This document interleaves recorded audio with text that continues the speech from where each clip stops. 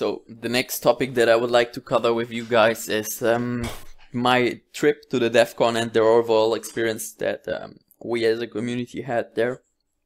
I have to say up front, it was a really technical conference. I've been to some events before that were prioritizing business more, but I suggest, as the name Devcon really says, it was crowded of developers as well as some investors, but not to the extent as you know it from other events such as Beyond Blocks or any other conferences.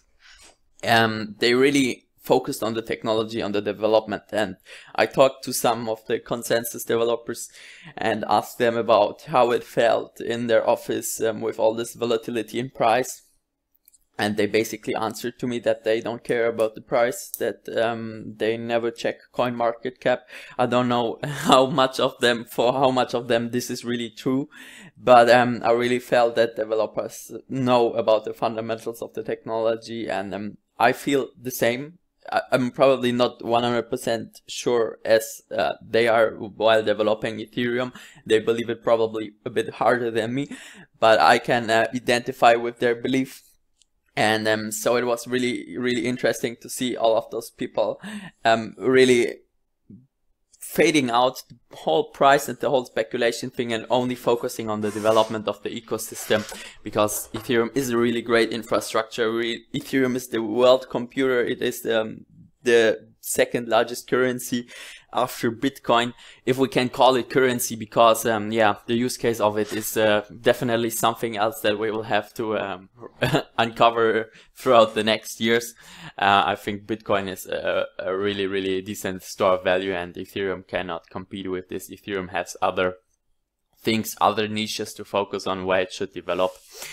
And so basically, to sum it up, I've been at Devcon, and we can see this picture here. There's a famous guy that has been singing, and they basically introduced the roadmap through a song. And they have been saying that Ethereum 2.0 is coming by 2020. What is Ethereum 2.0? First of all, Ethereum 2.0 is also called Ethereum Serenity. So if you hear it in the internet as Ethereum Serenity, you know what's going on now. And the idea between Ethereum Serenity is, or behind it is, that we will basically have a proof of stake chain as a main chain, and this main chain will be called the beacon chain. And on this beacon chain there will be anchored some proof of work chains, so that it will be a hybrid system of proof of stake of proof of work, in order to later on hopefully switch completely of proof of stake.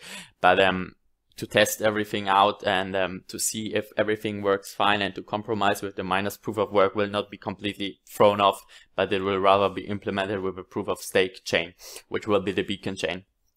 And this Ethereum 2.0 will implement aspects such as Casper and sharding.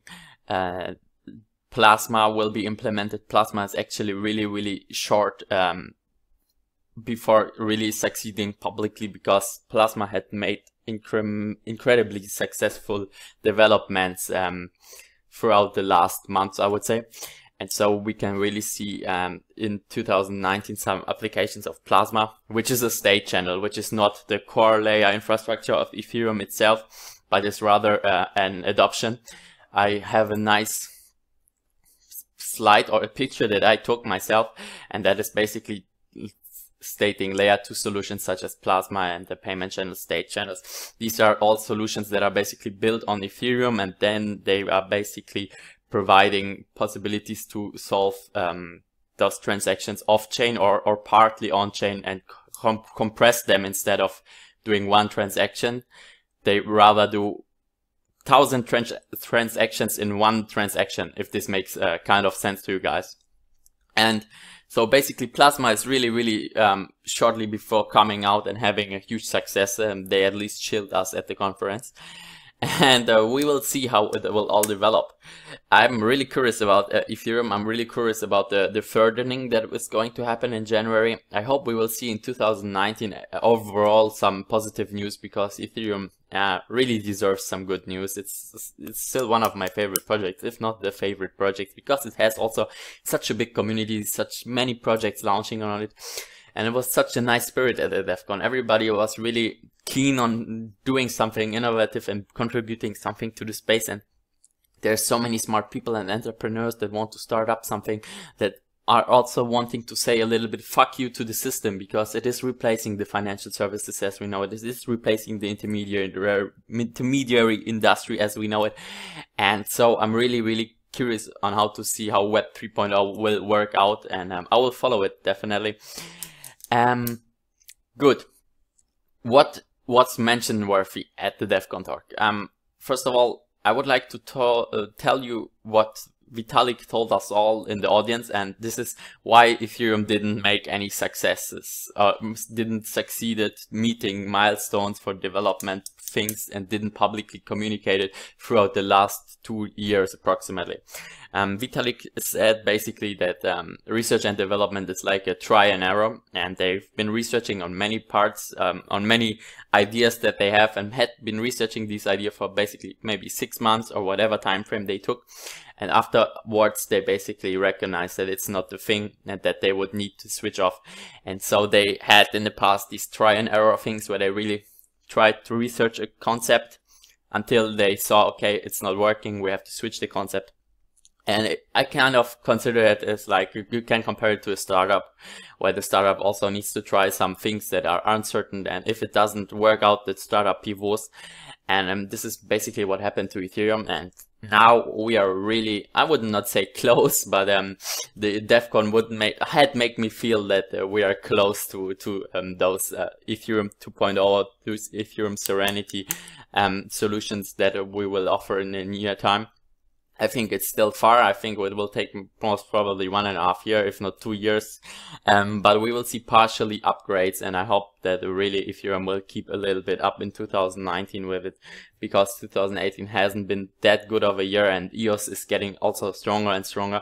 But the competition is also good for Ethereum, because Ethereum should feel threatened by competitors, because if you don't feel threatened, you sleep. And from a project perspective, I think it's good that EOS is making you can discuss if EOS is a decent competitor or not. A lot of people see it as a competitor. I'm included in this. And I think that if EOS is making progress continuously, then I think Ethereum will also make progress continuously and be more aware of it. And I hope that they will improve 2019 in regards of this. There are some updates that are coming up, and if they release in 2019, that should be already positive for the overall community. Good. What else do we have in the Devcon? We had one concept that was suggested by somebody called Fabian Vogelsteller. Fabian Vogelsteller is one of the Ethereum core developers, and this guy suggested a reversible ICO, or called RICO. RICO is basically an ICO concept where you, as an investor, are allowed to withdraw funds until a certain point of time after you invested in the ICO. So basically you can switch your tokens back into US dollar. Don't ask me in detail how this concept works or what you have to fulfill for premises, but it's a concept that is basically being examined. It was talked about on the Devcon, and this Fabian Vogelsteller will conduct it with his first project, with his own project. It's called Luxo Network. It's a blockchain for fashion, if I am not mistaken. I didn't research it deeply. But these guys are doing the first reversible ICO, shortcut RICO, R-I-C-O. And it will be really interesting to see if these guys are succeeding and if they really give additional value to the investors. From my perspective, yes. Because like this, you can basically cross out all the scams that really want only to use to collect the funds and basically don't do anything afterwards anymore, since these ICOs can basically be returned immediately. It's an innovative concept. It's something really interesting to keep in mind of, and watch how Luxo will develop and how the blockchain will work. And maybe we will have a benchmark here for future ICOs that will conduct also a fundraising, and we'll do it in this style instead of the normal ICO concept. Because we have seen a lot of trust being broken in ICO projects and a lot of retail investors getting burned. So I wouldn't wonder if projects really try to focus more on trust and try to focus really on making it throughout the blockchain possible to conduct such things by smart contracts, for example. Okay, and last but not least, I have a page here for you guys. This page includes all of the talks. I shared it already in the community.